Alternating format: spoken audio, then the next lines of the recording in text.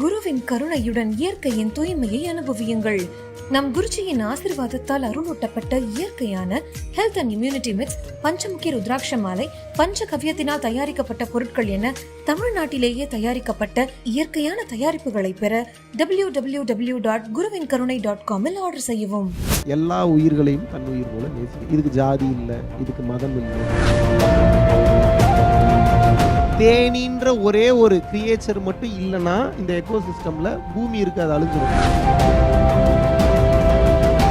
என் புள்ள சுகமா வாழணுன்ற எண்ணமே முதல்ல தப்பு. சுகமா வாழணுன்ற வார்த்தையே பொதுநலமா வாழ்ந்தா தான் வாழ முடியும். அன்னசத்திரம் 1000 வைத்தல், ஆலயங்கள் 10000 நாட்டல், அன்னையாவினும் புண்ணியம் கோடி ஆங்கோர் ஏழைக்கு எழுத்தறிவித்தல். அறிவில்லாதவங்க கிட்ட 1000 கோடி கொடுத்தீங்கன்னா 6 நாள்ல அழிச்சிருவான். அறிவு இருக்கிறவங்க கிட்ட 1 ரூபாய் கொடுத்தீங்கன்னா 1000 கோடி ஆக்கிடுவான். வெட்டியான் டெய்லி 100 போனம் வரணுங்கிறான். டாக்டர் டெய்லி 1000 பேஷண்ட் வரணுங்கிறாரு. நீங்க எப்படி வேண்டீங்க? ஹாஸ்பிட்டலுக்கே போகக்கூடாதுன்னு வேண்டீங்க. இப்போ இறைவன் யாருக்கு என்ன கொடுப்பார்? உங்க நம்பிக்கை எவ்வளோ இருக்கோ அவ்வளோ தூரம் இறைவன் வேலை செய்வார்.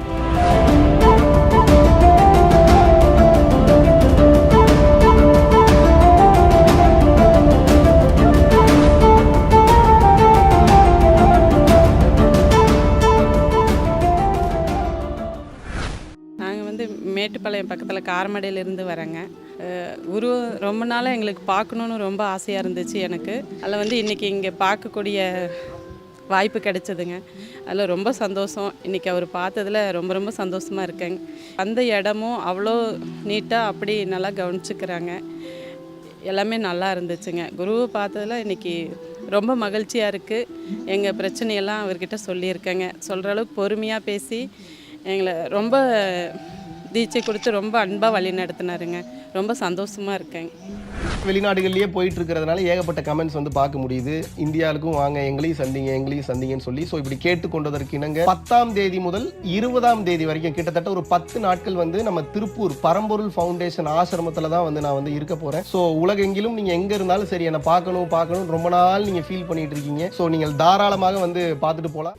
ஸோ ஆல்ரெடி நம்ம அனௌன்ஸ் பண்ண மாதிரி பரம்பொருள் மாஸ்டர்ஸ் செகண்ட் பேட்ச் ஸ்டார்ட் பண்ணுறோம். ஸோ மே, ஜூன், ஜூலை இந்த 3 மாதம் பார்த்தீங்கன்னா 2வது பேட்சை அனௌன்ஸ் பண்ணுறோம். ஸோ குருமார்களை உருவாக்கக்கூடிய அற்புதமான இந்த ஆன்லைன் ஜூம் வகுப்பில் தாராளமாக நீங்கள் கலந்துக்கலாம். ஸோ இதை பற்றின டீட்டெயில்ஸ் தெரிஞ்சுக்கணும்னா கீழே இருக்கக்கூடிய கான்டாக்ட் நம்பர் கான்டாக்ட் பண்ணிங்கன்னா உங்களது பெயரை முன்பதிவு செய்து கொள்ளலாம். இது என்னால் முடியுமாலாம் தெரியல, சத்தியமாக நல்லா புரிஞ்சுங்க. இதை நான் மாத்திரைக்கு வந்திருக்கேனா, இது எனக்கு முடியுமா, இது முடியலையா, எனக்கு அதெல்லாம் தெரியாது. ஒன்று மட்டும் தெரியும், என்ன, நான் போகிறதுக்குள்ளே என்ன மாதிரி பல உயிர்களை தயார்படுத்தி கொண்டு போயிடணும்னு நினைக்கிறேன். ஏதாவது ஒரு வழியில், ஏதாவது ஒரு மூலையில். இது ஏதோ புது ஜாதியவோ புது மதத்தையோ உருவாக்குவதற்கான நோக்கம் அல்ல.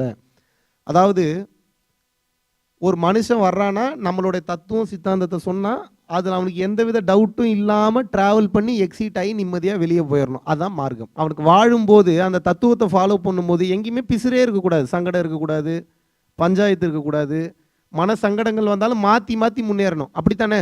எந்த மார்க்கத்தை முழுமையாக பின்பற்றும் போது கவலை இல்லாமல், வலி இல்லாமல், வேதனை இல்லாமல் நீங்கள் போகிறீங்களோ, சன்மார்க்கம். அதுக்கு பேர் என்ன? சன்மார்க்கம்னா என்ன? எல்லா உயிர்களையும் தன் உயிர் போல நேசிக்க. இதுக்கு ஜாதி இல்லை, இதுக்கு மதம் இல்லை, இதுக்கு மொழி இல்லை, இதுக்கு வேறுபாடு இல்லை, இதுக்கு வேற்றுமை இல்லை, இதுக்கு எதுவும் இல்லை. தேனின்ற ஒரே ஒரு கிரியேச்சர் மட்டும் இல்லைன்னா இந்த எக்கோசிஸ்டமில் பூமி இருக்காது, அழிஞ்சிரும். தெரியுமா தெரியாதா உங்களுக்கு? மகரந்த சேர்க்கை நடைபெறாது, பூ காயாகாது, காய் கனி ஆகாது, சாப்பாடு இருக்காது, பசியிலேயே செத்து போயிடுவீங்க. ஞானம் எங்கே இருக்குது? மேஜிக் பண்ணுறதுல இருக்கா? இப்போ சொல்லுங்கள், ஞானம் தேனியை காப்பாற்றுறதுல இருக்கா, மேஜிக் பண்ணுறதுல இருக்கா? மலையை குடஞ்சு ரோடு போடுறோம், சரி ஓகே, எல்லாம் சிறப்பு, எல்லாம் பாராட்டுறோம், ஓகே. மறுபடியும் ஒரு மலையை கிரியேட் பண்ணி கொடுங்க. இப்போ என் கேள்வி என்னென்னா, ஞானம் அப்படின்றது இப்போ உங்கள் குழந்தைங்களுக்கு சொத்து சேர்த்து வைக்கிறதுல இருக்கா, இல்லை எதிர்காலத்தில் நல்ல லெவலில் ஆக்சிஜன் கிடைக்கணுன்றதுக்கு உண்டான சுற்றுச்சூழலை ஏற்படுத்துறதுல இருக்கா? இதை சொல்கிறதுக்கு உங்களுக்கு என்விரான்மெண்டலிஸ்ட் வரணுமா? என் புள்ள சுகமாக வாழணுன்ற எண்ணமே முதல்ல தப்பு. சுகமாக வாழணுன்ற வார்த்தையே பொதுநலமாக வாழ்ந்தா தான் வாழ முடியும். குடும்பம் மட்டும் என்று வாழ்ந்தால் ஒருவன் சுகமாக வாழ முடியாது. இந்த புரிதலுக்கு முதல்ல வாங்க. பார்ப்பதற்கு சுகமாக வாழ்வது போல தோன்றினாலும் மறைமுகமாக நிறைய கர்ம வினைகளை உங்கள் குழந்தைகள் சேர்க்கிறார்கள். கிளியரா இருக்காது? சுகமாக வாழ்றதுனா ஒன்னே ஒண்ணுதான், தர்மம் செய்து வாழ்றது. வேற எதுவுமே சுகமாக வாழ்றது இல்லை. எவ்வளவு வேணா சம்பாதிங்க, ஆனா அவ்வளவு தர்மம் பண்ணிருங்க. மெயினா ஞான சம்பந்தமான விஷயங்களுக்கு அதிகமா தர்மம் பண்ணணும். அன்னசத்திரம் 1000 வைத்தல், ஆலயங்கள் 10,000 நாட்டல், அன்னையாவினும் புண்ணியம் கோடி ஆங்கோர் ஏழைக்கு எழுத்தறிவித்தல். நீ 1000 அன்னசத்திரம் வைக்கலாம்ப்பா, நீ 10,000க்கு மேற்பட்ட நீ ஆலயங்கள் கூட கட்டலாம், அதெல்லாம் புண்ணியம் இல்லை. அதெல்லாம் புண்ணியம் என்னன்னா ஆங்கோர் ஏழைக்கு எழுத்தறிவித்தல். எங்கேயோ மூளையில் ஒருத்தன் உண்மையான கல்விக்கு இயங்கிட்டு இருப்பான் காசு இல்லாம, அவனுக்கு நீ படிப்பு சொல்லித்தர தெரியுமா? அதை விட இந்த உலகத்தில் மிகச்சிறந்த தர்மம் உலகத்திலேயே எதுவும் கிடையாதுங்கிறார். ஞான தானம். அவர் சொல்ற அந்த விஷயம் என்னன்னா, எழுத்தறிவு அப்படின்றது எதை சொல்றாங்கன்னா, நீங்க இப்ப படிச்சுக்கிட்டு இருக்கிறீங்கல்ல சோகால்டு எழுத்தறிவு, அந்த எழுத்தறிவு இல்லை. எழுத்துனாலும் படிப்புனாலும் கல்வினாலும் ஒன்னே ஒன்று தான். அப்படின்னா என்னன்னா ஞானம். ஞானத்தை தவிர ஒருவருக்கு எதை நாம் உபதேசம் செய்தாலும் அதற்கு பெயர் படிப்பு அல்லது கல்வி ஆகாது. அறிவில்லாதவங்கிட்ட 1000 கோடி கொடுத்தீங்கன்னா 6 நாளில் அழிச்சிருவான். அறிவு இருக்கிறவங்கிட்ட 1 ரூபாய் கொடுத்தீங்கன்னா 1000 கோடி ஆக்கிடுவான். ஆக்குவானா மாட்டானா? அப்போ பணம் உண்மையான அசட்டா, இல்லை பணத்தை எப்படி சம்பாதிக்கணுன்ற அறிவு உண்மையான அசட்டா? அப்போ ஒருத்தனுக்கு மீன் பிடிச்சி கொடுத்துக்கிட்டே இருப்பீங்களா சாகிற வரைக்கும், இல்லை மீன் பிடிக்கிறது எப்படின்னு சொல்லி கொடுப்பீங்களா? அப்போ ஒருத்தன் உருப்படுறதுக்கு கூடவே இருக்கணுமா, இல்லை உன்னை நீயே எப்படி பார்த்துக்கிறதுன்னு சொல்லி கொடுக்கணுமா? நம்ம மைண்ட் செட் லெவல்லையே ஒரு சின்ன விஷயத்துக்கு கூட ஒரு டிபெண்டன்சிக்கு தான் போது பாருங்க. யாருக்கு கூப்பிடலாம் அப்படி தான் போகும் மைண்ட் செட். யாருக்கு ஃபோன் எடுக்கலாம், யாருக்கு கூப்பிடலாம் அப்படி தானே போகுது. ஏதோ ஒரு தேவைனா இதை என்னாலே பார்த்துக்க முடியும்னு போதா யாருக்காது? அப்படி இருந்தீங்கன்னா நீங்கள் ஜெயிச்சிட்டீங்க. யாருக்கு கூப்பிடலான்னு போகுதுன்னா நீங்கள் தோத்துட்டீங்கன்னு அர்த்தம். அப்போ என்னன்னா உங்களோட மைண்ட் செட்டு சின்ன தத்துவங்கள் சின்ன சித்தாந்தங்களுக்குள்ளேயே சிக்கிடுது, அதை தாண்டி வரவே மாட்டேங்குது. ஏதாவது ஒரு பண்ணலான்ட்டு வருது, எவனோ ஒருத்தன் வருவான், ஏதோ ஒரு தப்பான தத்துவத்தை சொல்கிறது, அதிலே டவுன் ஆயிடுறது. அதை தாண்டி பார்க்குற மனப்பக்குவத்தை யாருமே வளர்த்துக்கிறது இல்லை. நிகழ்வுகள் மட்டும்தான், நல்ல நிகழ்வு கெட்ட நிகழ்வுன்னு ஒன்று இல்லை. வெட்டியான் டெய்லி 100 பணம் வரணுங்கிறான், டாக்டர் டெய்லி 1000 பேஷண்ட் வரணுங்கிறாரு. நீங்கள் எப்படி வேண்டுறீங்க? ஹாஸ்பிட்டலுக்கே போகக்கூடாதுன்னு வேண்டுறீங்க. இப்போ இறைவன் யாருக்கு என்ன கொடுப்பார்? எல்லாரும் கேட்குறீங்க, எல்லாத்தையும் கேட்குறீங்க. கேட்ட எல்லாத்தையும் கொடுத்தா என்ன ஆகுறதுன்னு கேட்குறேன். நினச்சதெல்லாம் நடந்தால் சரிதான், ஓகே. கண்ணை மூடிட்டு இருக்கீங்க, நினைக்கிறீங்க லட்டு வருது, வாவ். நினைக்கிறீங்க ஜிலேபி வருது, வாவ். நினைக்கிறீங்க சாம்பார் வருது, ஓ மை காட். நல்ல வேலை, என்னடா கேட்குறதெல்லாம் வருது. திடீர்னு ஒரு புலி வந்து என் கழுத்தை கடிச்சிருந்தா என்ன இருக்கும்? என்ன ஆகும்?